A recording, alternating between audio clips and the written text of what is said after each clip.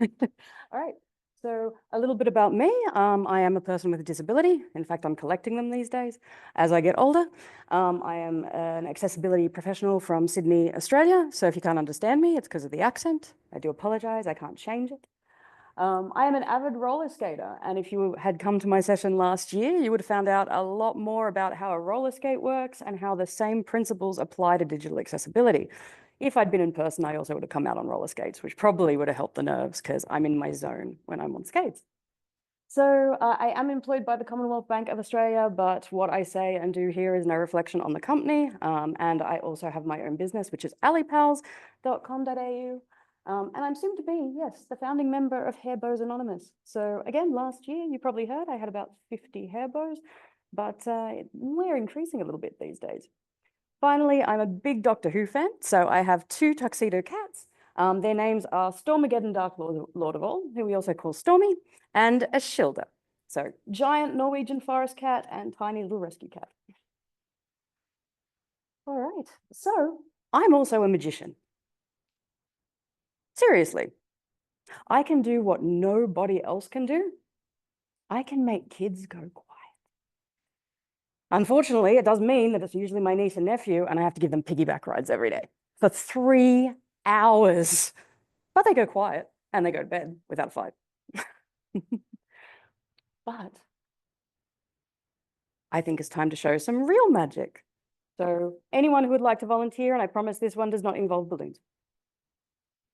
You want to volunteer? Right, come on over. And your name is Sarah. And just let me know how this goes on the camera so people can see. You may just want to spotlight on me if need be, rather than the presentation pack. All right. Have you ever been a magician's assistant before? No? Have you ever? Okay. I am going to need the table, so I will clear some space. Have you ever done magic before? Not really, no. You've never been called up to work or be the person who is going to make all the decisions? Luckily, no. No. All right. Well, I have a very talkative deck of cards. In fact, yeah, they're talking to me now. They think that you're aces. They think that you're pretty awesome. Yeah. Do you think that you're pretty awesome? I do. Yeah, I do too. I mean, how many people are going to come and volunteer for something like this at a conference where you're meant to be sitting and learning? And taking notes. And Yeah. taking notes. Yeah. Well, I might show you how to do this later. So the cards keep telling me that you're aces. So what I'm going to do, and I might do it this way, I'm going to deal out 3 piles of cards. And what I want you to do is tell me to stop at any point, and I will flip a card over, and I'll do that for all 3 of the decks of cards. So you just let me know when you're ready for me to stop. Stop. Right? So I'm going to turn this one over. And now I'll keep dealing to these, and you tell me when you want me to stop. Stop. Do you want that card or this Yes. card? Yep. All right. And final one. Stop. Yep. This card. Perfect. Now I'm just going to clean those up. So we'll have 3 cards that are face up in the deck. And sorry, they think you're really aces. So they want me to do this again. So tell me when you want me to stop. Stop. Yep. All right. And that is the 9 of spades. Now, I know it might be a little bit hard for people to see on the camera. So what we've done is I've turned over 4 cards. So we have 4 cards face up in the deck. And the numbers on those cards, they don't matter at all. Like I said, these cards are going to talk to all the other cards in the deck, and they're going to confirm that you're aces. Sounds good. All right. So what I'm going to do now, and you can watch, I'm going to open up my cards, and I'm going to find your face-up cards. All right, so we have the first one there, that's the 8 of spades. I'm going to take the card directly above it, and I'm going to put that down in one pile on the table. And all the rest of the cards, I'm just going to put over here. And I hope I pull this off. All right, I'm going to take the next set. So we've got the 9 of clubs. I'm going to put that down. And the other cards I'm going to put up here. And trying to stay on camera. So I'm going to do that for the next 2. So you have the King of Hearts. And we had one more, which was the 9 of spades. I really should take the balloons down somewhere else. So I'm going to just squeeze them up above. Now, we do have some leftover cards. We don't worry about those. Okay, so let's see if I pulled this trick off.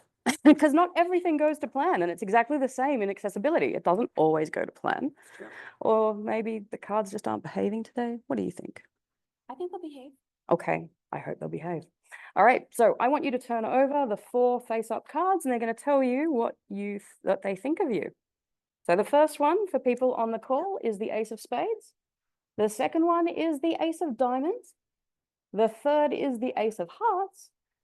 And the fourth is the Ace of Clubs. See, I told you, they thought you're aces. Don't go yet though. What do you think they think of me?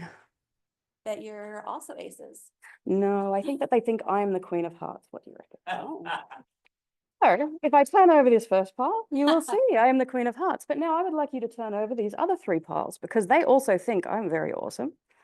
Oh, no, sorry, turn the whole Oh, the deck. whole deck. Yep, the whole deck for the second lot because your cards were talking to these cards and they think I am the Queen of Spades as well, the Queen of Clubs, and the only one that was remaining, the Queen of Diamonds. Good job. And thank you for volunteering. So because of that, you get this cool pack of cards and you can have a look through them. You can tell me if you think any of the cards are doctored, whatever you like. They have a very, very cool pattern on them. So I don't know if people can see. It's a nice little koala. It's an artwork by Lisa Pollock. No relation to me, Okay. but just like Sean Pollock in the cricket team, you know, I used to claim that she was. So they are all yours, a little souvenir from Australia. Thank you so much. No problem. All right. So if we want to jump back to the slides. Yep. So like anyone who thought they were coming to this and not going to see a little bit of magic, you don't know me very well. All right. So technical difficulties with the clicker. Okay. Is there more magic to come as well? Yes. Awesome. And I do want to point out, I did mention earlier to the people who came early, I have an irrational fear of balloons. So this is going to be a stretch for me, I can tell you. I didn't do it. I had to make my friends do it because I don't like popping. But if you also have an unreasonable fear of balloons, I will let you know when that comes in and you can step out of the room and then I will let you know when you come back in. Thank you. All right, so what we are looking at today is that we're going to have an understanding of what overlays are. Now, I think a lot of us that work in accessibility do already know that, but you know, we might have people here that it's something new. So I'm going to show you what they are. I'm also going to explain to you where an overlay might actually be a part of your strategy. Now, don't lynch me, just trust me, I take you on the journey, okay? Identify what are the alternatives to overlays. Yeah, I probably know that, but we'll see how we go. And understand design systems and their powers, and also know where to go to get assistance, not assistance. And because I'm an Aussie, they sound exactly the same. So you're going to have to work with me here and read off the board, okay? And I do apologize because, you know, our accent, it's terrible. No one can ever understand a thing we're saying.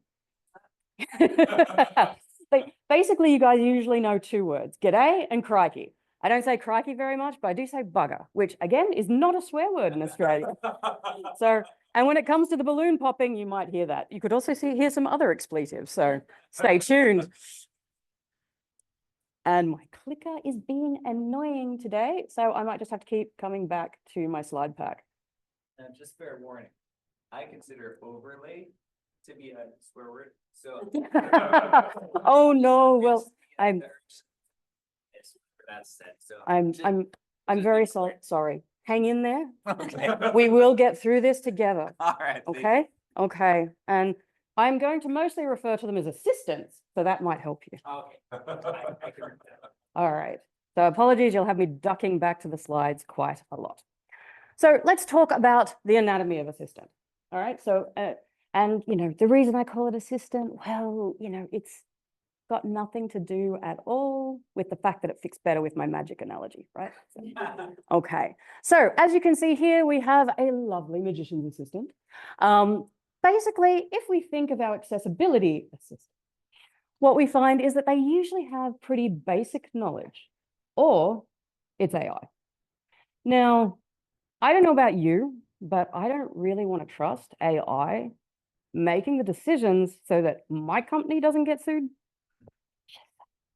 And I mean, if you're thinking, yeah, AI is going to solve everything. Okay. I trusted AI to help me generate some of these images.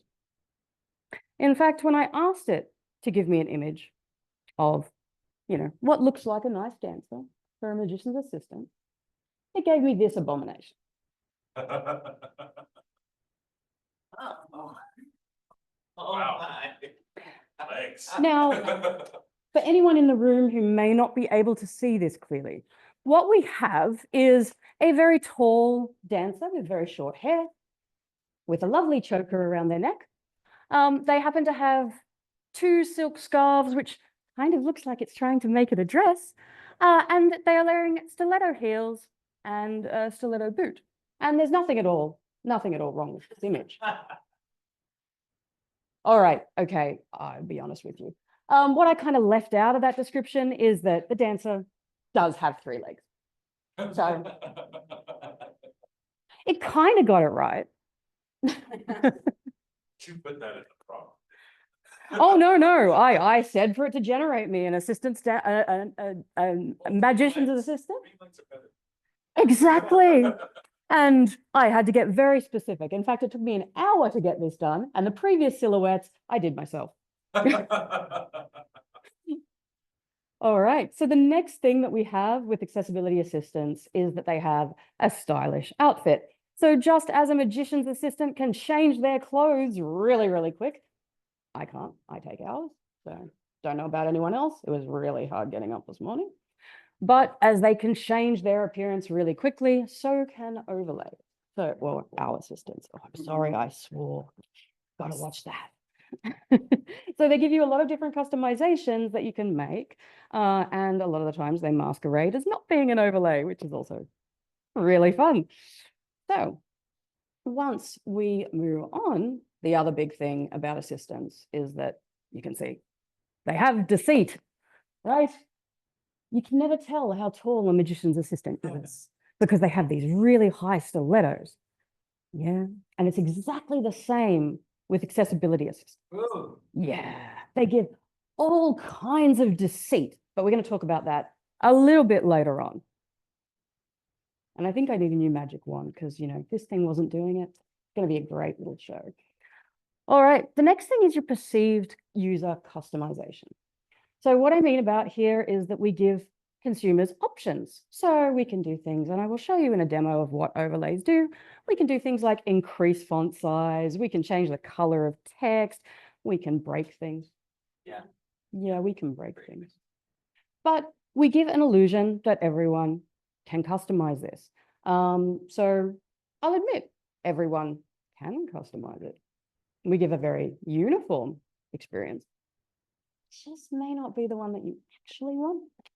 So if you are a fan of overlays or if you're an overlay company, it's going to be a challenging world today and definitely in this presentation. So what I want to talk about now is the benefits of assistants. Okay, because assistants, they do have some good things going for them. So you can get immediate impact with an assistant. So if you had a problem with your site, like for example, you locked down your font, my personal hatred, because I always increase my font. And in fact, 40% of mobile phone users now increase their font. So if your apps don't work with that, if your websites don't work with that, then, for a website, the overlay is going to help. Okay, so mostly overlays are used on websites. So that's what we're going to be talking predominantly about today. Now, they are no coding or low coding. So usually it's like one line of code to put it in, or, it sits over the top, or it's a cloud-based solution. So, yep, very easy. You don't have to know anything to get an overlay up and running on your site. The next thing is, like I said before, it is a uniform customer experience. Now, we're all individuals, so I like things to be a bit different, and I'm sure you guys do too. And if you didn't, you probably shouldn't have come to this session. So what do assistants do? They do 3 things. And everyone in this room is going, no, they don't. They let you change so many other things. Yeah, no, they do 3 things, right? They do the good, the bad, and the ugly, right? Yeah. So they allow you to change text. That's good. they allow you to change customizations. So you might want to use a dark mode or a high contrast mode. Yeah, that's pretty good. They let you do cosmetic changes. So things like your kerning, so the spacing between letters, your spacing between lines, paragraphs. You do that. It's kind of cool. But then we get into sort of this uncharted territory of the bad. So they generally interfere with assistive technology. Screen readers, 100%. I don't know, I don't think you've seen, when we do the demo, I have a very big mouse pointer because I lose it. They interfere with that. And then they slow down your site. And this is in two ways. So there is a direct and an indirect way they slow down your site. So the first way that they slow down your site, which is the direct way, is because they run either usually in JavaScript or CSS. And that takes longer to load on your site. And again, you'll see a really great example of that in a moment. Now, knowing if you're using a heavy site with heavy CSS, it does also lead to code bloat. And this is sort of the indirect way. Same as if you're building code that is inaccessible. You haven't optimized your code, so you're going to get maintenance problems. You're going to get people hacking stuff in there, and it just goes into the code. Once you get code at a high enough level, it is going to slow down your site, but it's also going to slow down your turnaround times, okay? Because you give it to a developer, they don't know what they're doing. They wrote this code 6 months ago, wouldn't have a clue. So that's how they do it indirectly. And finally, we've got false advertising and lawsuits, which is the ugly. Eve had a great talk on that. I will probably repeat some of those figures, but we're going to talk about that a little bit later. All right, so now, if technology is with us, I'm going to do a demo. If technology is not with us, or if you just want to review this after the session in a much more succinct and clear video, then you have the video there in the pack. And I've just noticed, so we're going to just pause for a second. I miss giving you the final cards. So I promise the deck is not doctored, but do have a look through and let me know. All right, so we're going to try and pull up a demo. All right, so one of the quickest ways to identify an assistant is that you usually, and my Zoom is off at the moment, so I'm going to struggle. So let me increase that. Oh, it is. It's just a really small screen. All right. So for people at home, I normally navigate at 125 to 150 on some really bad days because my vision can change hourly. I'm up at like 300. Now for WCAG, 200% is what you're looking for. So I'm going to try and find a sweet spot with this one. I'm going to close my laptop screen. So the quickest and easy way to know that you have an assistant is to kind of look for one of these buttons. Now, again, for the Aussies on the call, this looks a bit like a galah. That's the beak. That's its weird, the weird underside of the beak. But I think it's meant to be like a racing wheelchair. Oh. So that's my guess. Otherwise, it is, like I said, a galah or a cockatoo. So if you come down, so if you come down here, oh, cockatoo is an actual bird. Galahs and cockatoos, they're real birds. You can Google it.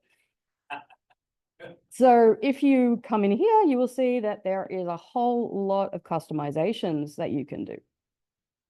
Oh, and I can't quite see the correct zoom, but trust me, it does work. You can actually zoom this one.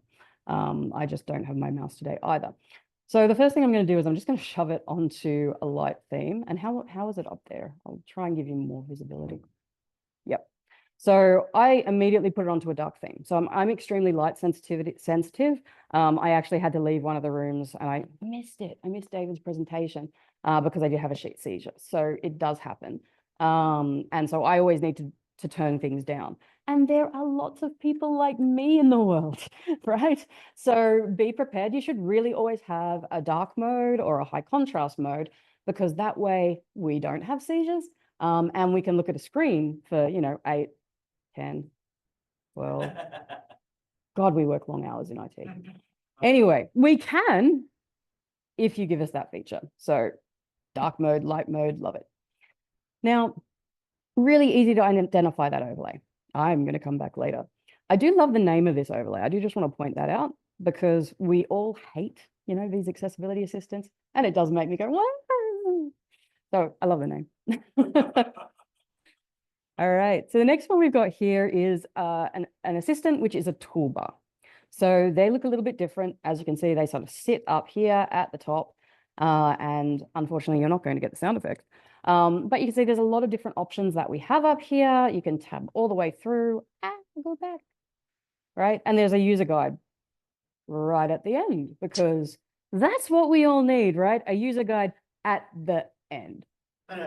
Now, what I want to tell you about this is, when I'm on my big monitor at home, I can see less and less of this. Settings. So I see about 2, and hopefully you can see you can see my large cursor in green. It's wonderful. So I can usually get here to page options. options. Everything else is on this frustrating little carousel. Now, we're having trouble with sound, so you're not going to hear it. But the other thing that happens, and it doesn't matter, if you ignore this thing, it actually will go away. But I'll hit accept. It does go away. It usually also has a little red thing up here that says, do you want to turn the accessibility assistant on? Like, I'm here, right? Anyway, I'm here. I want to buy your assistant. Of course, I'm going to test with it, right? I want to see what it does.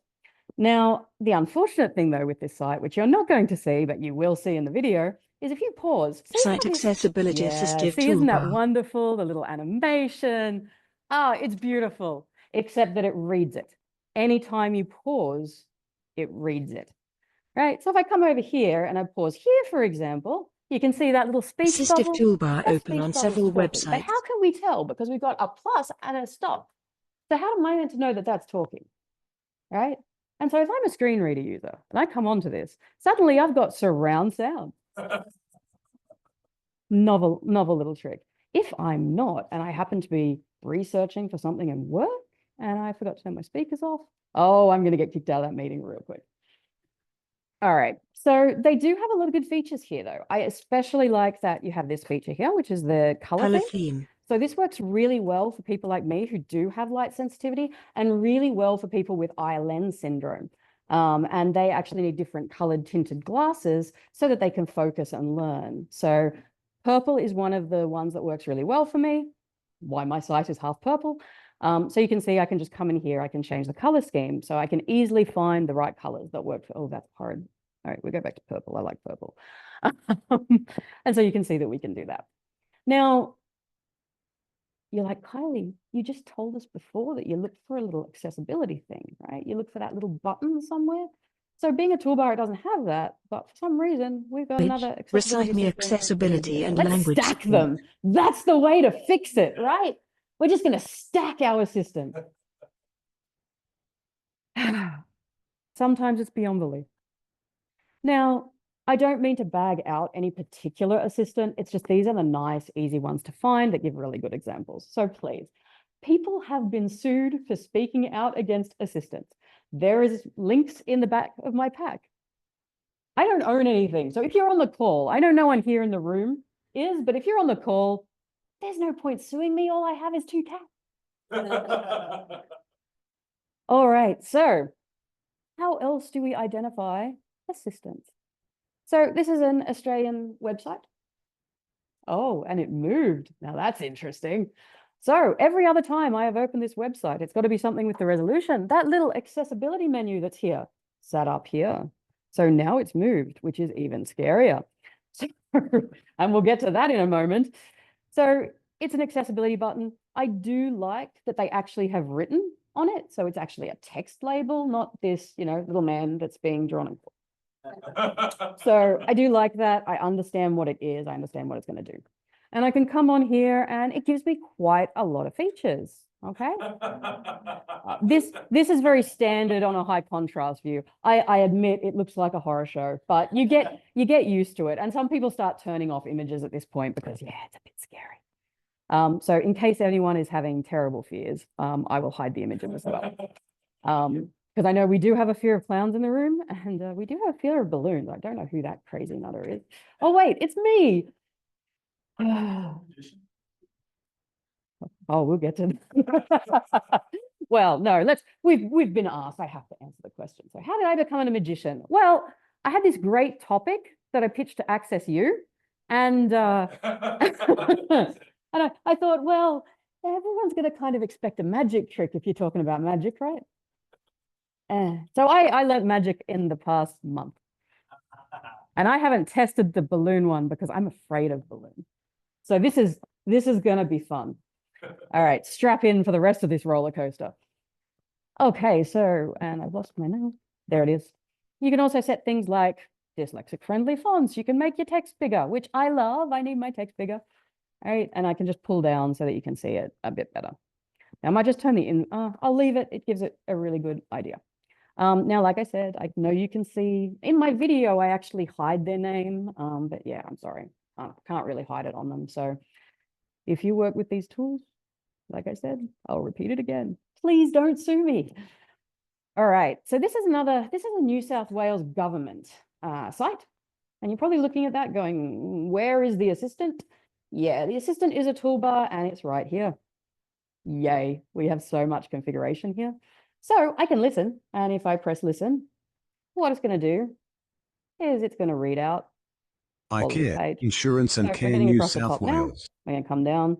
It's going to Website. read it out as https://www.care.nsw.au/https://www.care.nsw.au/contact-us. but they Street aren't, the address. icons aren't what you expect them to be. 321 would Kent think we Street, would Sydney, speed it New up, South right, and Wales, slow it down. 2000.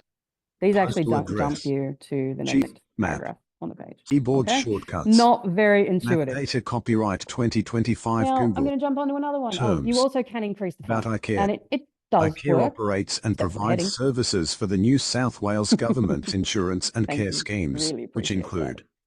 workers' insurance And I'm provides sorry, I'm workers' friends with people that work in compensation the New South insurance Wales to government, and you employers guys are and awesome. You employees just, in New people South are shitting all Wales. over you. That's what's up. Lifetime Care provides and treatment look, and this care one's to changed people in- who have a in, severe injury, such as a spinal somehow I cord got or onto traumatic 60. brain injury Let's get back caused up so by a that motor I can vehicle see it. accident in New South Wales.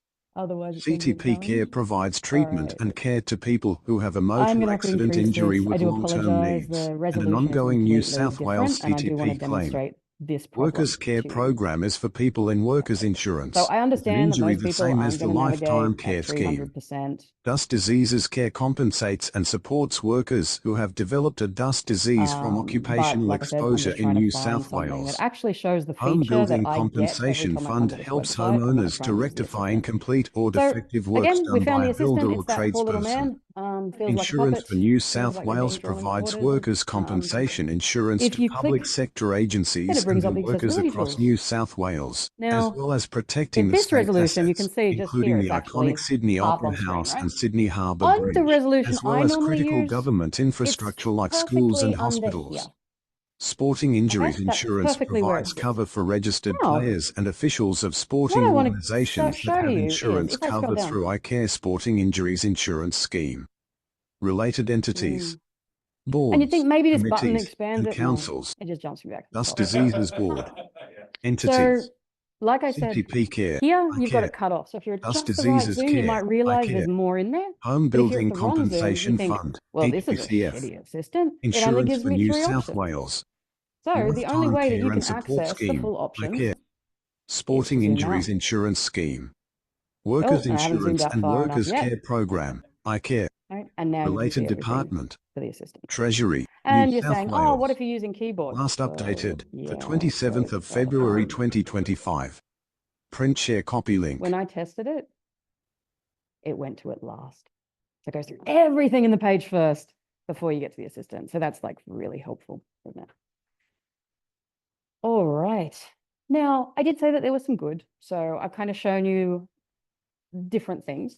I really like, out of all of them, I like the WA.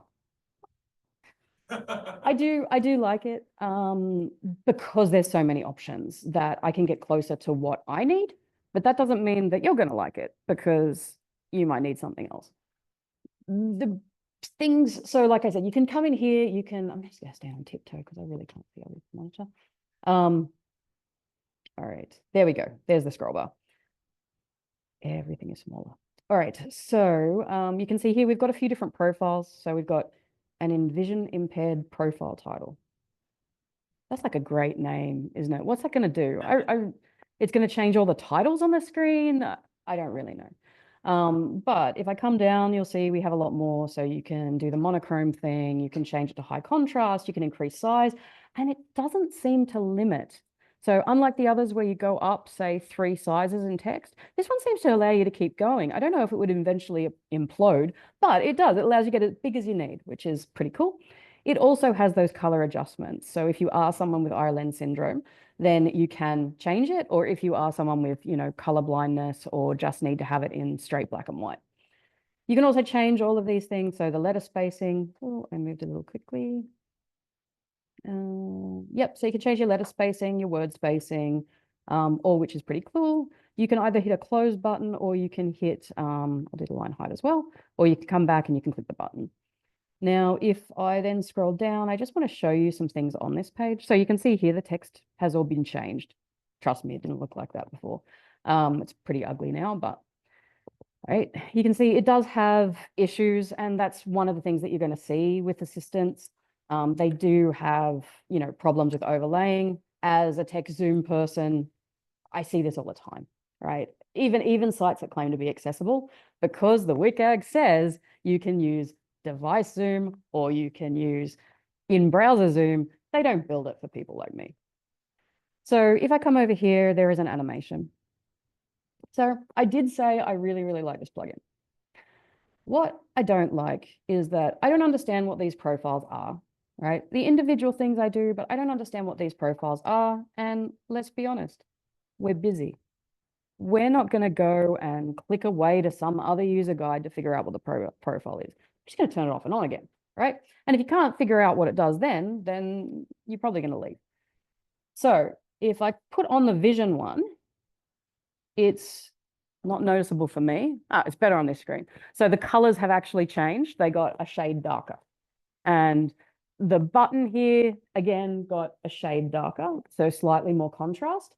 I think when I tested, it was actually meeting color contrast. And the text itself got a little bit bigger, which we won't see because I'd already changed it. Now, the problem, however, is, like I said, we don't... Oh, where did the assistant go? Okay, right? So sometimes you have trouble finding. If I click onto this now, I'm going to take the vision one off and you can see it shrink. I want to ask the room, what do you think people with ADHD want when it comes to web accessibility?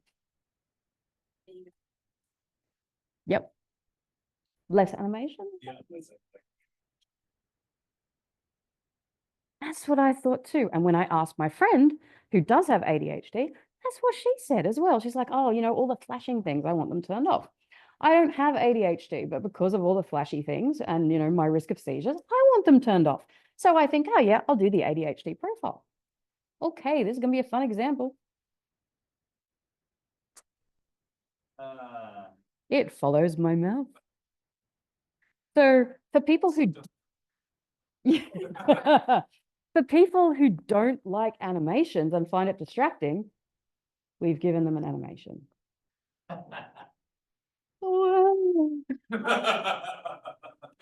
But it gets better. All right, so I'm going to keyboard navigate for a sec. Right. Where am I? There we go. Thank you. They gave me focus highlighting. I love it. That focus highlighting really ain't helping me at this point.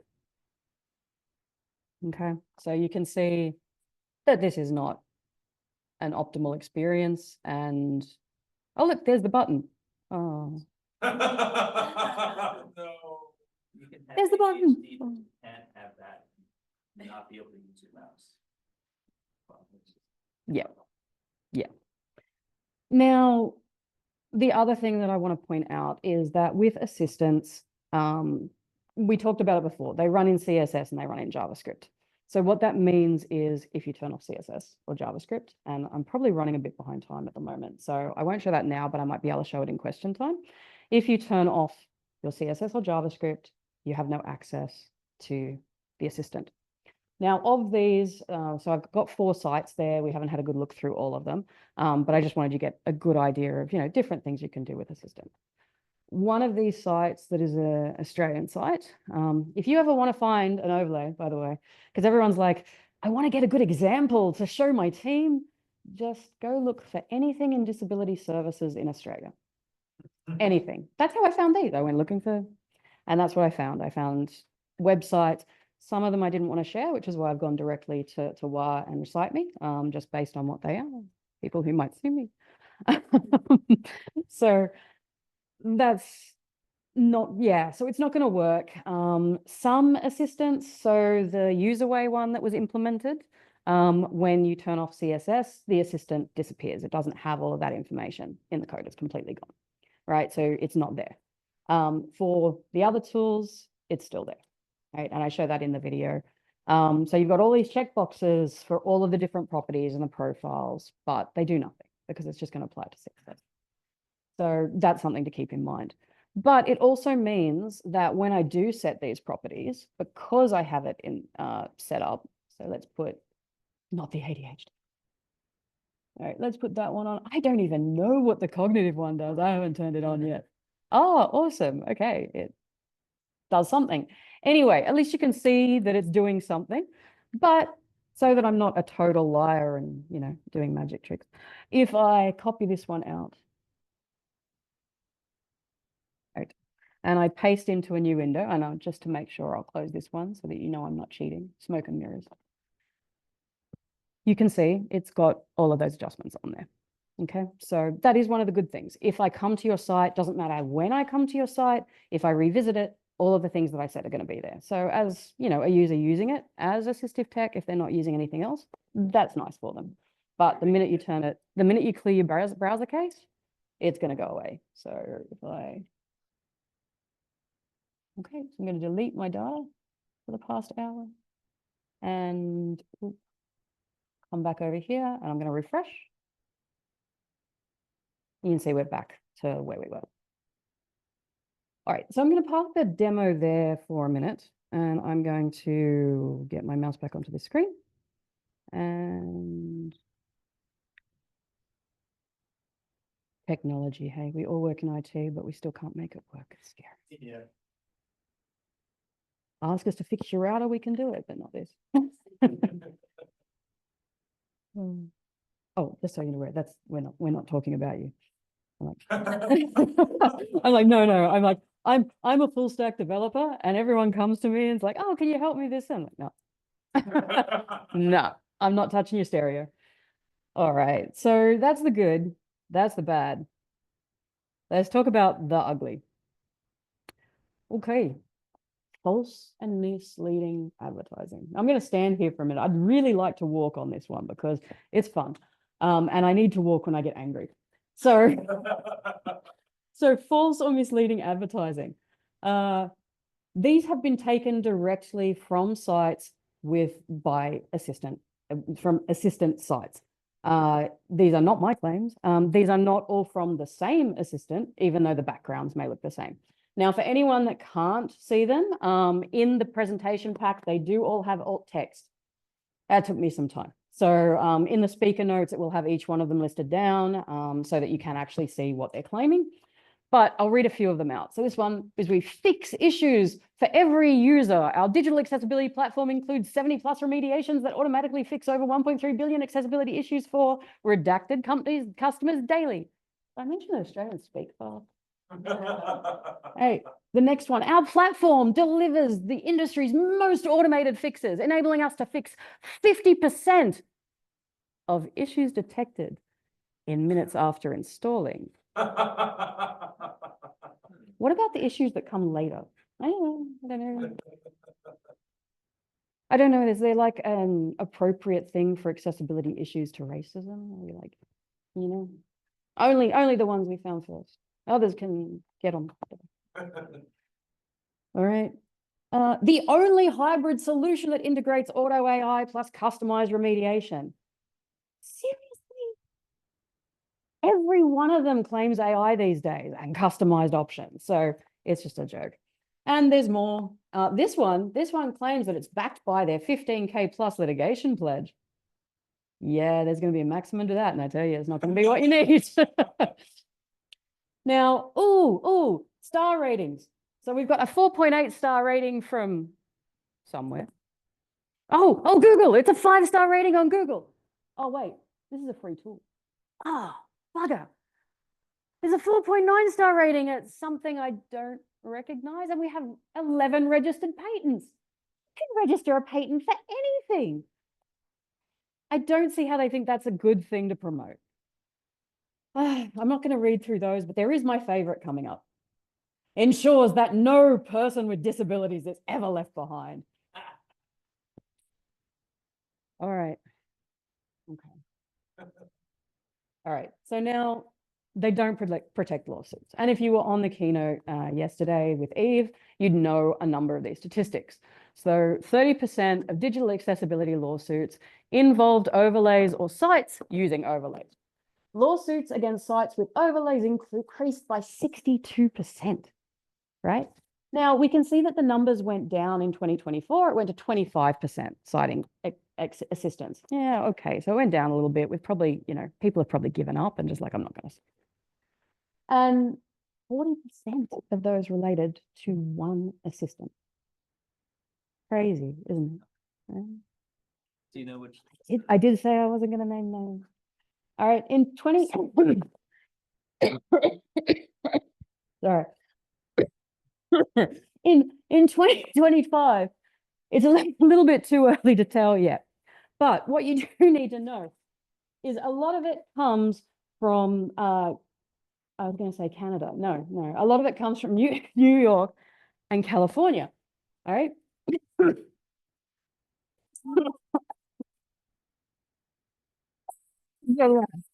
Oh.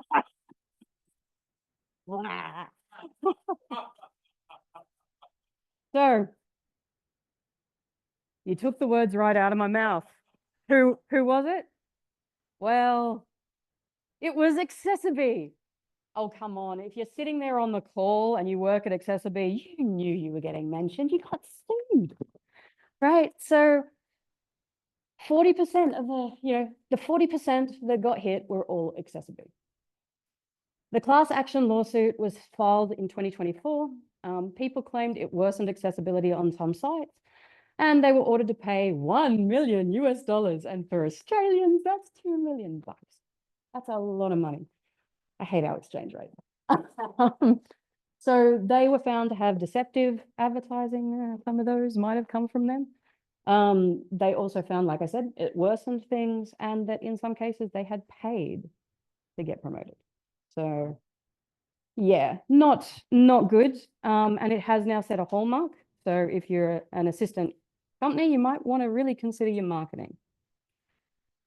So the other thing that I would like to point out is people thought that Accessibility, was this really pretty, beautiful thing. They were sued by a beauty company. The irony. Okay. It wasn't quite a beauty company. It was a dermatologist, but sounds good. So what are our alternatives to assistance? Everyone wants this piece of magic, don't you? All right, let's conjure it up. I could say Wingardium Leviosa, but then it's probably going to fly away. We don't want that. So, made you wait for it. Oh, you were expecting the magic to come that easy. Ah, shame on you. Just code better. Thank you for coming to my TED Talk. It's as simple as that. Okay, that wouldn't be really fair, would it? So let's talk about some real magic. Now, before we do that, I've been talking for well over half an hour now, and I am really quite thirsty, and this is empty. Wow, that sucks. All right, well, so I've got here 2 empty bowls, and I really thought I'd filled them up ahead of time, but clearly I haven't. Anyone got some water? No? All right, well, I'm going to grab these bowls. Oops. Yeah. Hey, have I created water already? That's awesome. Well, anyway, what I'm going to do is I'm going to make some water, and I'm going to have a good drink. So I'm going to take my nice silk scarf. I'm going to place it over. Ooh, this is looking promising. I'm going to wave my magic wand. Accessibility is needed. And now some of you are sitting out there and thinking, hang on a second, that's not a silk scarf. You are 100% right. So, you know how a certain politician made that statement that everyone's getting hit with tariffs? Yeah, that was right before this trip. The Australian dollar crashed. I can't afford silk or a scarf. So yes, I have a cotton hanky. All right. We have a cotton hanky. We'll live with it. So again, what magic words do you think you should use?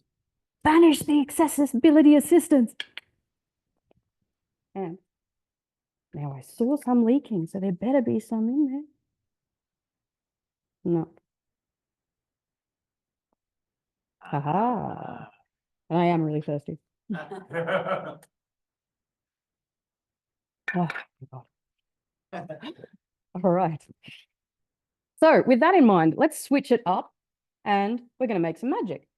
MAGIC. All right.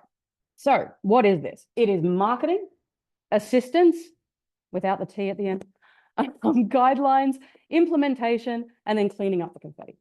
Right? So it's magic. Same as you put on a magic show. These are the steps you need to take. So with marketing, now the first thing is, you know, your site's not accessible. You haven't made any kind of commitment. So what you really are going to need to do is just calm those nerves, right? You're sitting on a time bomb. I'm sitting on a time bomb. Oh, I didn't have time. So I paid a third party to try and get my website minor things adjusted and the commerce set up. They broke it 2 days before I got here. Like I'm talking 60 accessibility issues on like my front page. So when I go home, that's the first thing I'm doing. But right now I'm really nervous because, you know, I'm really close right now to New York and California. That's where the lawsuits come from. But to make it even worse, Australia is the second most litigious country in the world. Hi, Australia. US is the first, right? So if you're in the US or you're in Australia, you should be a bit nervous. But let's calm those nerves, all right? Let's pull a commitment out of our hat, okay? So it could be an AIP, it could be a DAIP. So access and inclusion plan, diversity. Well, actually diversity and inclusion, you guys call it different. I found out at breakfast the other day. So what I'm talking about is you're creating a document, right? Usually a document, which tells what your commitment is going to be to getting your sites accessible, right? And your mobile apps and your kiosks and your ATMs, right? Now you want to get that specified and then you want to push it, right? Because yeah, own it. We're not accessible, but we want to get there. And here is our plan on how we're going to do it. Okay. But we're still nervous because we've just admitted that we're not accessible. So isn't someone going to sue us? Well, see, if someone stood up the front of the class and they performed some really poor magic, but you could see they're trying really hard, you kind of go easy on them, wouldn't you? And it's the same for companies, right? If they say that they're trying and they show that they're trying, they actually do something, I can't say the word demonstrable or demonstratable, then people tend to go a little easier. It's where you haven't made any attempt at all that you're really in trouble, okay? Now, any good marketing campaign needs a big bang. No, we're not going to balloons yet, it's okay. Needs a big bang, right? So what do you want to do? You want to organize to market the heck out of that document. So you want to basically set it up for a launch date, okay? Now, you can pick different launch dates. International Day with Persons with Disability, GAD, and they got me to present at GAD. How freaking cool is that, people? I didn't think I was going to get invited back this year after I talked to a wall last year. For those who don't know, last year I had 2 presentations. One was roller skating, which would have been much more fun in person, but it went okay. The other one was on plugins. And my laptop does not like to demonstrate and run presentations over the internet. I dropped out 10 minutes into the presentation. I had no idea. I kept asking people, you know, does anyone have any questions? And I'm like, okay, silence is golden. I'll continue on for 60 minutes. I then spent the next 60 minutes re-recording it. So it was like the pre-show. So if you go to my YouTube channel, you'll see all about how to use plugins. And I apologize. I'm not the opera singer in my family. That's my aunt. But I do try to sing. I write a nice little song by my favorite artist about plugins. So you want to launch with a really big bang. So that's the usual ones people go with, IDP, GAD. Now, if you're nervous, golden, right? Launch on that day because 50 other companies are doing it, right? You can just blend into the background. Now, if you don't want to blend into the background, then look at what is something that's meaningful for your organization. So if you work with veterans, right? PTSD Awareness Day. If you work in mental health, then you might want to look at, World Disability Month. I don't know if that's world, actually. I think it's one in Australia, but, you've got depression. If you're working with, let's say, a genetics company, right, that helps people do, screening, maybe you want to do on Red Nose Day or Genes for Genes Day. And I don't know if you have those here in the US. Right. So Red Nose Day is around childhood infant death, unfortunately. So no reason children just don't wake up. Right. Yeah, it's for the other one, Genes for Genes Day is that for genetic conditions and genetic disabilities. Used to be great at high school. You'd all pay $1. You guys get to wear whatever you want to school. We had uniforms. You pay $1 for Genes Day. You rock up in a pair of jeans and whatever you want to wear. And we called it Mufti Day. And you pay $1 and the money goes to Genes for Genes. They do a lot of fundraising. They're similar to like cancer councils and things like that. So if you want to make a big statement, do it on a day that is meaningful to your organization. If you don't want to make a big statement, blend in and do what everyone else does, do IDP in December when everyone's wanting to go on holiday. So the next one, assistants. And then you may want to hire an assistant. Everyone, don't lynch me, all right? Don't lynch me, hear me out. I hate assistants as much as everybody else in the industry does. But that said, if you've got an AIP that goes for 3 years or 5 years, and you're going to make no inroads in the first year, getting an assistant may be an idea because it does break things for some users. They can choose not to turn the assistant on, but for some other users, it would actually help them. So people that do have ADHD, not with that profile, but with others, or, people like me who get onto a site and can't increase font size. So the main thing is you can't use an assistant without explaining your strategy because that's going to get you sued, like the 40% of people using Accessibility. Now, the next thing that you want to look at is you want to recruit new people. Now, whether they be people into your organization or whether you want them to be people externally, so bringing in consultants, you want to recruit people.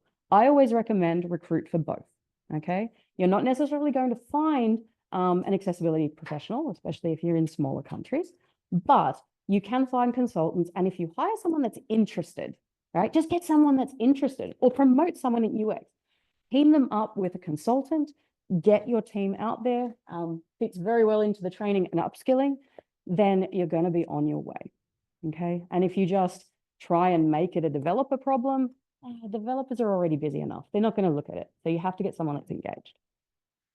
Finally, diversify. So one person cannot do it all, but every organization I've ever worked with thinks that one person can do it all.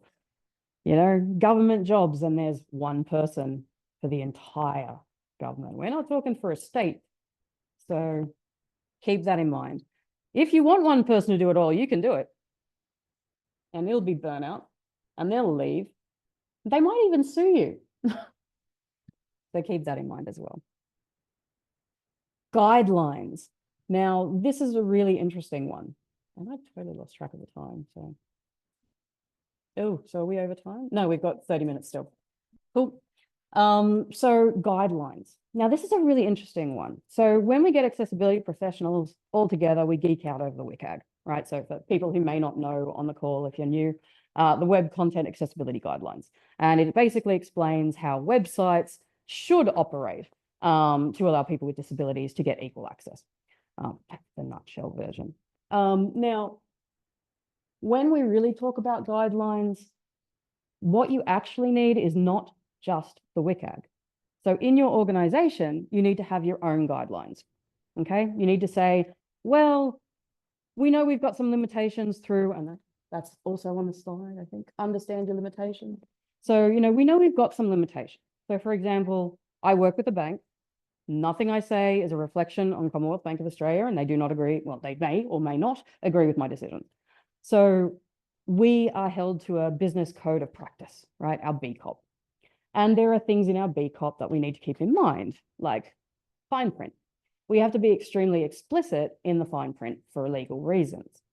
You can't really make that an easy read, right? So for people with cognitive disabilities, it's a hard one. We know we've got a limitation there, so we accept that and we choose to fight on the areas that we can. So you do need to know your limitation. Now, we also create, when I work with organizations, we also create what I refer to as accessibility gates. So same way, if you're putting on a magic show, you're going to have someone that is the bouncer, keeping out the riffraff, possibly keeping out the assistant, but you're going to have someone working there, cleaning out things, keeping the riffraff off you, stopping hecklers. You're going to have people that, are helping you to do the marketing, because you're a magician. You don't know how to do marketing. If I did, there'd be more people in the room right now. Now, when you do that, then this is where I break it out similar to that. So you're going to have the person who books for you, right? So you get the venue. You're going to have the person who markets for you. You're going to have the person that is there, and like these wonderful ladies, to help you get the tech working and be able to present, right? So it's the same with anything, especially IT. You want to make sure that you've got someone involved from every stage. So you want to have from project inception. And what I mean here is, are we building something people actually want? I've lost track. I worked for a government agency, and we won't say who. And we built this whiz bang, amazing thing that cost millions. And no one wanted it. And it stayed in production for 2 years without being turned on. Perfectly functional. Whether it actually got turned on, I don't know. I'd left by that point. I'd worked there for like 10 years. It was tiring, right? Unheard of for people to say 10 years in a company. Now, so you want to have that. You also want to have the customer research. So at the bank, we've implemented, which has now gone live, really cool. So you can actually get your mobile phone and you can set it up for either a withdrawal or a deposit in the comfort of your own home using whatever tech you need. And then you can go to the ATM and you scan a QR code and it lets you do it, right? So if you think about someone who may be blind or have low vision, walking up to an ATM in Western Sydney, where I'm from, right? It's a scary experience. You've got to stand there. You've got to check. We have on newer notes, we don't have on the older notes, we've got a little braille dots so people can tell them. But on older notes, we don't. So then people are forced to use other tools like Be My Eyes or Seeing AI, or they need to have someone come with them. So we made it with that QR code. You can figure everything out, exactly what you want, and then just scan the QR code and you're done. Now, so you want to have them in the research. You want to have them in the design. And I'm probably going to just go through these a little bit quicker so we can get to questions. I think design, everyone kind of understands why we want it. Same with development. And so many times we still don't get put into development, and our testing and our remediation then comes. Risk management is another really important one. So if you actually trust your accessibility team, trust them and hold the processes accountable. So we've all been there, right? We need to push this thing into production. It's not accessible. I don't care. Put it into production. And if you hear this over and over again, you're going to lose your accessibility folks. They're going to walk, right? No one wants to be given a job and they're not allowed to do it, okay? So support them. I'm not saying that you can't stop it going into production, because stakeholders are stakeholders and sometimes you just can't. But you can push it into production and you can raise a risk that goes up to your CIO every week and discuss it. And I tell you what, that'll get them resolved pretty quick. So make sure you've got that risk management process to also help. The next one is, which is a bit hidden by the captions for you guys, is craft clear design systems. And that's what I want to talk about now, because design systems is how your organization is going to do accessibility, how we're going to interpret the WCAG, so that everyone's on the same page. And it gives you a cookie cutter approach. So I can take this component and I can use it anywhere in my organization. So I'm going to show you first a bit of a visual example. Now, in your design system, you're going to have a lot more than just what's here. So basically what we're looking at for people that mightn't be able to see it on the call is that we have a standard card that you tend to see and encounter on any kind of website. But, you know, like retailing, you're definitely going to see it. So a third of the card is an image with no real meaning. So we've got an image here of a mum and a baby. So we can assume it's for a company that's, you know, for infants or for mums supporting infants. We have a logo and then we have a name in text. And I've got arrows pointing to each component. So then you've got a black border here, which is about, let's say, 4 pixels wide. I don't know, but let's, you know, if you were doing this in an actual design system so that people can use it as a cookie cutter, you would get down to that low level. So you would say things like, this is what our focus highlighting is going to look like. It's going to be this color black, and it is going to be 4 pixels wide or 6 pixels wide, and it's going to go around the whole card. You have a very clear link. Everyone wants to get rid of blue and underlined links these days, or the purple links once you've followed it. Now, you talk to my mum. I have had a 40-minute conversation with my mum trying to get her to navigate a website. I tell her to click on a link. I read out the text. I say, what are you seeing? And it just goes on because it's not blue and underlined. It really is common. A lot of older people expect it. We work with that in the bank. Not everything we use is blue and underlined, but a lot is because vulnerable customers, right? And older customers at a bank are vulnerable customers. So keep that in mind. Now, this whole card is a link, or that's how we would be implementing it. But having that visible link just on the name means that if someone can't figure out that the whole card is clickable, they at least know that is. Okay. We then have a piece of text, which is below it, which is essentially a text summary. If you're implementing this in a design system, for what you would then do is you would specify multiple instances of this, showing what it's going to look with large font turned on. Okay, showing what it's going to look like with the whole thing zoomed. And it's also going to determine things like, how do we do the wrapping? The amount of companies I've gone to that have like 3 lines, and that's what they say, we're going to show 3 lines of text. I can tell you how well that goes. So 3 lines of text, when you turn your text zoom up to 200%, results in this. We stop. So we get whether you're try. Whether you're try. It's not even English, people. So that's why it's extremely important to get all of this right in design, because then when people come round and they're trying to figure out, hey, what do we do? Has this been done before? You can say yes. And here is our explanation on how you do it. Okay. This will then flow to anyone in your organization that knows about the design system. So that is one of the flaws of design systems, is often not everyone knows about the design system. So you've got to keep that going through your organization. Now, I apologize, I could not fit all the code on the screen, so I just had to do a screenshot. So sorry, people, it is a significant image of text. So that card that we just looked at visually, we're now going to look at what do we do in the design system for our developers, okay? So this is not my code.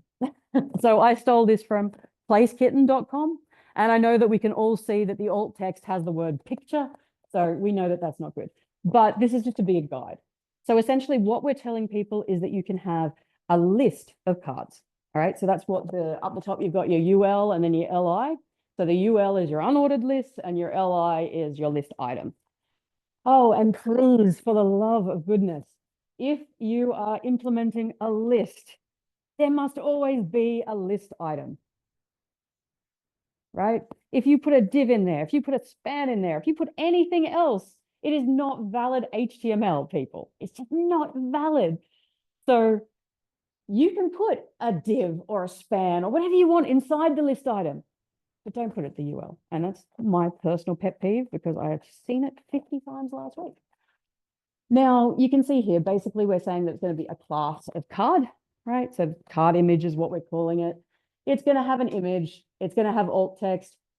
Don't make your alt text picture of Lilith. It doesn't work. but it's going to have alt text. It's going to have a title. It's going to have an action, which is going to be a click target. And then it's going to have that metadata, so the numbers that you have.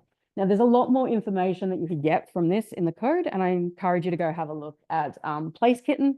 They do have really good examples. The other thing that I would suggest is the Inclusive Components blog, which has now also become a video, a book, and really, really good. Great thing to reference. It shows things like cards. It shows many different components. Carousels, it actually shows you how to go through and what's bad about carousels, but it also shows you how to get a more accessible version. So then finally, and this is really contentious, your testers do not need to know the WCAG. Think about that one for a minute. I am going to get lynched. All right. No, your testers do not need to know about the WCAG. If you have a design system, you've shown what it's meant to visibly look like. You've shown how it needs to be coded. Now, I'm not saying all testers know how to code, but we are moving to that more and more with Scrum and Agile methodologies. But what we can do is for that same component, we can go and we can create our guidelines. So like I said before, I use TechZoom. So when it comes to meeting the WCAG criteria for TechZoom in my company, I fail it, right? If any one of those three don't work, I fail it because we're holding them to a higher standard, okay? You want to do that. You want to spell it out. So if you're going to say, oh, it can be device Zoom, then put it in your design system, okay? Say, oh, if it's a device Zoom, tick. You don't even need to reference the WCAG because your accessibility professionals, they already know that. So they can help you move that, right? If you come through and the testers show you, you know, here are the issues that failed, we can go, oh, that's sensory overload. Oh, that's 1.4.4. That's 1.4.12. Oh, 1.4.12. Go watch my plugin session. You can see a really great tool that makes 1.4.12 the easiest thing to test, less than 30 seconds. Right? And it usually takes, if you've done it, it usually takes you about half an hour at a minimum to get everything set up. So that's what you do with your design system. And if there's something that isn't WCAG, but you want to do it, right? Like, oh, we have our branding colors and everyone knows about that, but we haven't really talked about how the branding colors should be done. So if we've got, are we going to do a blue outline? Are we going to do a green outline? You can include those in here as well. So your testers, they don't need to be smart. They don't need to be understanding development. They don't have to understand the code or the WCAG. They can just do it. And then they can rely on the accessibility professionals to be freed up from all this testing so we can do better things, such as educating people within the teams. So that's how I work with design systems. I encourage all of you to work with a design system in a similar way. Does it take time? Yes. Is it foolproof? Nothing in IT is foolproof. The other day, I had to explain to people why it was a problem that none of their content was in the main. I've also had people, I have had to explain what a heading is. And I don't mean a syntactical heading. I mean an English language heading. Like, what is a heading? And like, you know, that thing that breaks up the content on the page? And this, like, it wasn't an English language barrier. This person spoke probably English better than I do. All right. So the next is that we have implementation. So I think most people talk about this. So the main one is start small. So pilot, right? You're not going to get your whole design system built in one go. It takes a lot to refine it, but pilot it. So let's say, hey, we're going to create a card component and we're then going to roll that out. Everyone that now builds a card component builds this card component and they have these parameters. You can, there's a couple of ways you can just start small. So one is you can pilot with a particular team. Now, it doesn't have to be the design system you're piloting. It could be we're just doing accessibility at all, right? And that's what happens with a lot of these people that don't have a strategy. So we're going to pilot it with this small team. Maybe it's going to be our main website team. And then if that goes well, we're then going to roll it out to our other teams. So that's one way you can pilot. The other way, like I said, is looking at a design system and saying, we're going to create parts of this design system. And from now on, every one of our teams that do any development are going to use this design system. And then as you go, you roll out more and more. Eventually, you will get there. It really just depends on how your organization works best. So always target it to your culture. Keep an eye on your commitments. Yeah, you don't want, as a magician, you don't want your rabbit leaping out of the hat at the wrong time and scurrying out the door and chewing on electrical cables, right? It's the same in IT. So you want to keep an eye on that accessibility inclusion plan that you created and make sure that you're actually tracking to it, because you can build something completely different that you just weren't expecting and then realize that, hey, it's been 3 years and we actually didn't do this because we did that instead. So always keep an eye on your commitment. Yeah, the sunk costs. Okay, so this was a good one, right? So I learned magic once they accepted my proposal, because I'm quirky and I like to do quirky stuff. And, it's the last day and people are falling asleep, like it happens. I'm falling asleep at my own voice anyway. So the sunk cost paradigm, if it's not working for you, if you've got tools that aren't working for you, let them go. I really wanted to do the most awesome magic trick that would have had me moving fire from one hand to the other. Critical flaw is that this hand shakes and this leg doesn't work quite right anymore. And if I did that, I got burnt. I spent money to do it. I investigated. The amount of time practicing and burning myself that I tried to do was astounding. And, my friend said to you focus on the end game. Like, the magic tricks are, they're nice. They're the icing on the cake, but they're like, you don't need them. Don't do the magic tricks. So I stopped burning myself and I moved on. So it's the same with your IT. If it's not working for you, don't hold on to it. It's money down the drain. If it's not working for you now and your organization is going to change, it's not going to work for you later either. Watch your competition. Yeah, so watch your competition, but don't try to replicate. Your culture is different to your competition, right? What works for them isn't going to work for you. And everyone says, oh, but it might, we're a bank, it's going to work for us. Or, we're a sandwich shop, or, the guys that were doing the grocery one, like, that's awesome. But so many differences between Australia and America that just wouldn't make it work. So looking at what your competition is doing and saying, oh, okay, let's build RFID maps. That's great. Just don't hire someone from their company and then try and get them to roll it out through the entire organization. It's just not going to work in your culture. You need to find what works for you. Finally, get that code into production, but trust your bouncer. So I think we mentioned this before. If you're not trusting your accessibility team and you're just pushing stuff all the time, you're going to lose them. And it's going to just keep going and happening again. And at some point, yeah, you're going to get sued.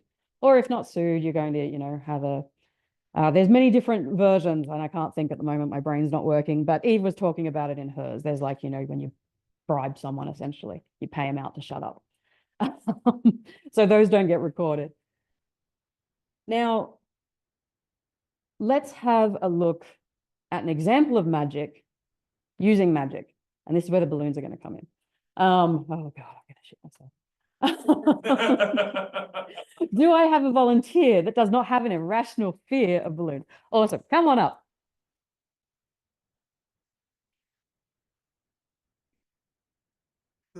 I don't know. Ever since I was a child, helium balloons I'm okay with.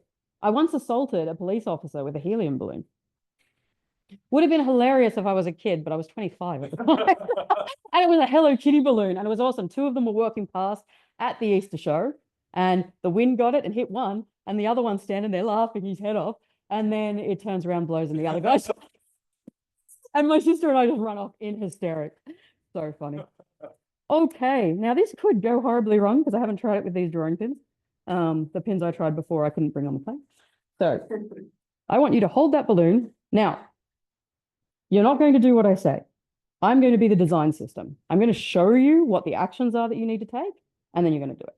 So if we look at marketing, what did you say your name was? Zoltan. No, there's no magician called Zoltan. No, it would never work. Zoltans are fortune tellers. No. So I'm going to call you Mungo the Magnificent. You with me, Mungo? No, not Mungo. Mungo the Magnificent. Okay. All right. So marketing. Everybody, in roughly 2 minutes, you are going to see the most amazing magic trick you've ever seen in your entire life by Mungo the Magnificent. Right?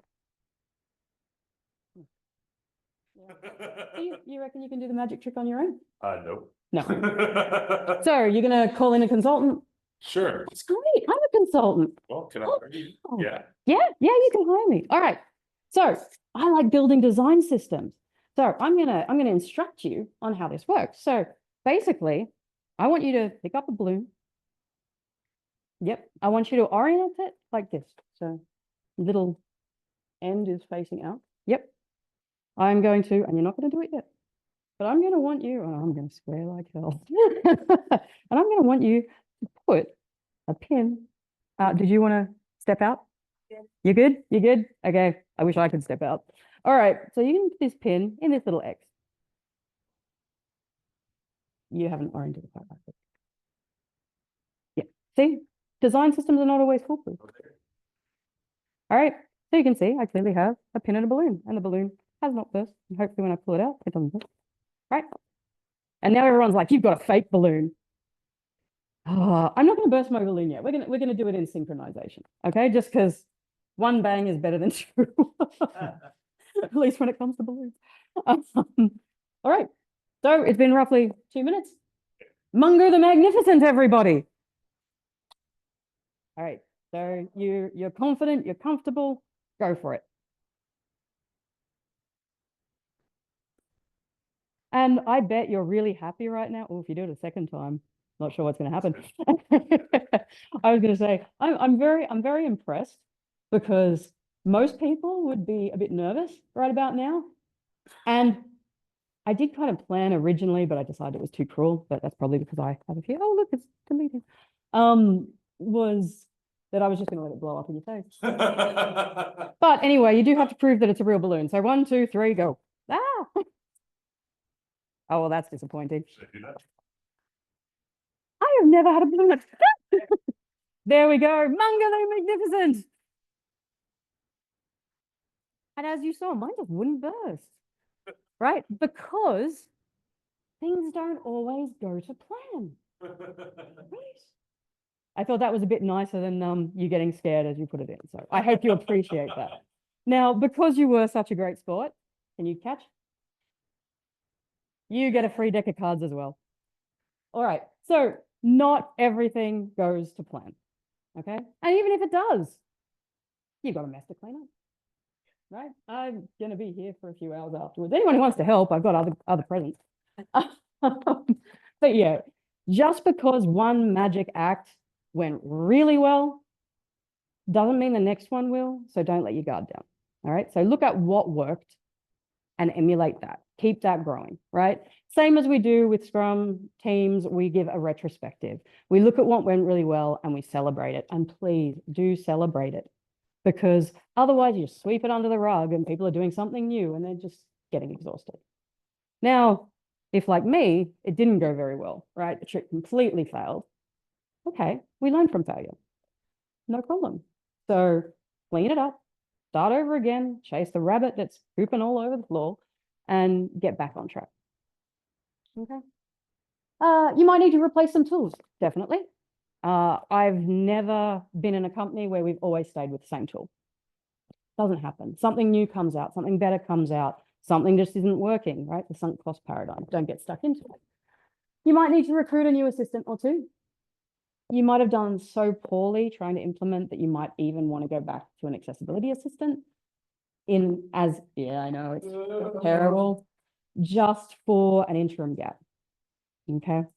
Because it takes time. And if you're a small company, which is why any disability services you see in Australia will have an assistant. They're a small company, they've got a very low headcount and generally don't have anyone that's doing their IT. So for them, it's kind of an option. And any organizations below 5 people in Australia, a lot of laws don't apply to them anymore. And then, yeah, go catch that rabbit. It's bolted. You scared it. Scared me. Hate those balloons.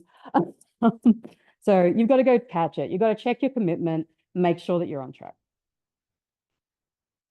All right. So what are the costs? Yeah, I apologize. We have gone over time. So the costs, so I'll run through these really quickly, but basically what you're looking at is monthly or yearly licensing cost if you go with an assistant. Now, you've probably noticed that there's double on the ongoing investment for Magic, and that is because some people will buy an assistant first up. That's going to cost more.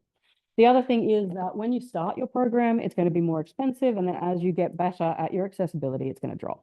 So kind of what you were saying, if you went to selfish accessibility, I think it was, talking about how much an issue costs, once you start correcting them, that's money in your pocket, right? It's going to stop going up.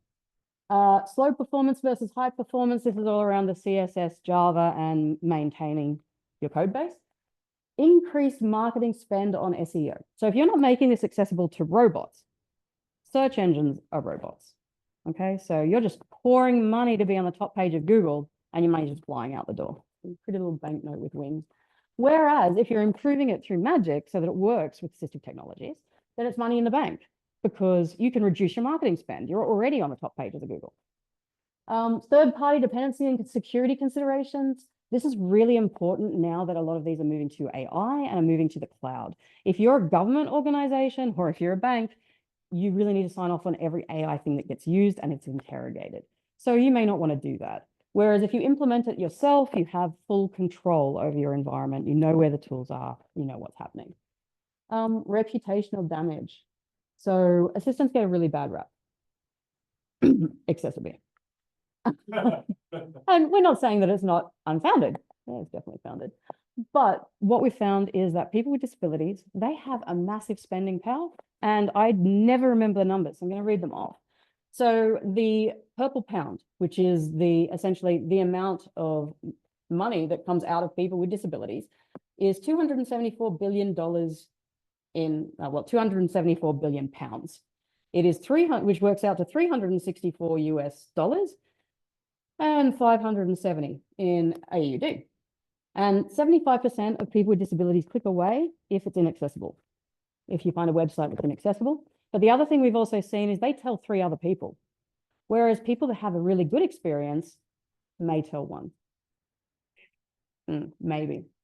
So much detracting. And that's pretty much my presentation. So I just had the learner goals, which I think we've all gotten through, so all good. And, well, you can pull a little magic, right? You follow those steps, you can pull magic out of your hat, right? An accessible product, same as if you follow your designs. And it has been in my hat the whole time, and it's a little pointy. Over to you. And I do apologize. We did run over because I ad-libbed quite a bit. So I'm happy to hang around for anyone that does have questions. I don't know if there were questions on the call. So, right, fantastic. Hopefully you enjoyed a little Aussie making a fool of herself, but having fun doing it. No worries.